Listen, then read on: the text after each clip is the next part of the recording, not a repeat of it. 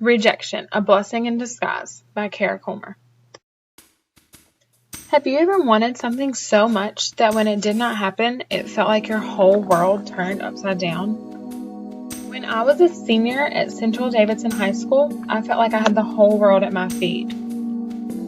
I felt like I could go anywhere and do anything. I did not have a care in the world. I was applying to colleges left and right, almost 100% sure I would at least get into one of them. But I had my heart set on Appalachian State University. I loved the school and the town of Boone that it was set in. It was my dream school. One day I came home from school and saw a thin letter sitting on the kitchen counter. Not only was it addressed to me, but in the left-hand corner it said Appalachian State University. My heart was beating out of my chest. The next step of my life was in that letter. I could not believe it was all coming down to this tiny, thin, white letter. With trembling hands, I began to open the letter. Then, out of nowhere, I felt like my whole world began to crumble.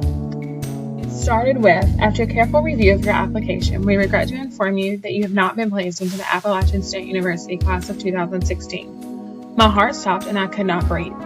I felt tears coming and I was beginning to breathe a little harder. I read that line what must have been 100 times, just hoping it would change. It felt like a dream, actually more like a nightmare. One that I was going to wake up from at any moment. I just knew it could not be real. But through tear-filled eyes, I continued to read the rest of that letter. Slowly but surely, it became more and more surreal. After I finished the letter, I stood over the counter and cried my eyes out. When my family got home, it was all I could do to tell them the news I had received. I just knew they were going to be so disappointed in me. This could not have been less true. My mom gave me the biggest hug and just let me cry. I'll never forget what she told me next. She told me there was no reason to be upset. It was all part of God's plan and that it would all work out for the best. But as a 17-year-old girl, I did not take this advice. Slowly, and one by one, all of the other rejection letters came in, but none of them stung as much as the first. I felt like all the options I once had in front of me were now gone. I had nowhere to go in the fall of 2012, when all of my friends would be leaving to go to their various colleges. I felt like I would be stuck in my small town of Lexington, North Carolina, for what seemed like forever. Overall, I was devastated.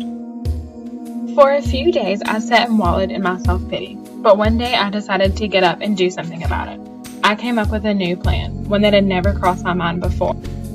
I decided that I would go to Davidson County Community College that was located 5 minutes away from my house. While this was the best option out there, it was still tough to tell friends what I was doing, especially when they were going to universities like Chapel Hill, North Carolina State, and other UNC system schools. They would talk about their plans for the next year, moving into dorms, going to orientations, and signing up for their classes. This was supposed to be an exciting time for us all, and yet here I was miserable and still living at home. In some ways, I thought I had failed. This was not how it was supposed to work out. I was not given the same opportunities that they were, but I had to do what was best for me at this point. That summer came and went all in the blink of an eye. Little did we know that summer would be the last time we would all be home in Lexington. August, the month that I was dreading the most, came, and all my friends left and college began. Hard at first to see all their photos and how happy they were. I was more upset with myself for feeling this way than how their experiences were going. It was hard to sit back and watch them have all the fun.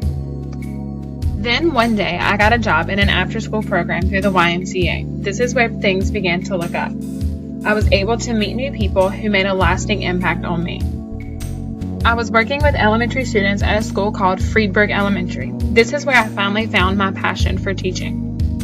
I was able to help students with their homework and really help those who were struggling. I was able to create new, fun, and engaging activities for them. I was finally somewhere where I felt like I belonged. I could hear my mom's words of encouragement from before ringing in my head when I made this revelation. Having that sense of belonging made the next 2 years fly by, and I would not have traded them for the world. It finally became time to apply to universities again, which made me nervous because of my past experience. I had made the revelation that I wanted to go into teaching, so my dream school changed drastically. I went from wanting to go to a cold mountain school to the University of North Carolina, a warm beach school. I waited what seemed like an eternity to find out what I would be doing next. Then, one cold March morning, there was a large, thick teal packet sitting on the counter, instead of the small, thin, white letter I had received from Appalachian. With trembling hand, I opened the packet from the University of North Carolina, Wilmington, and finally got to read the words, "Congratulations, we welcome you to the class of 2016.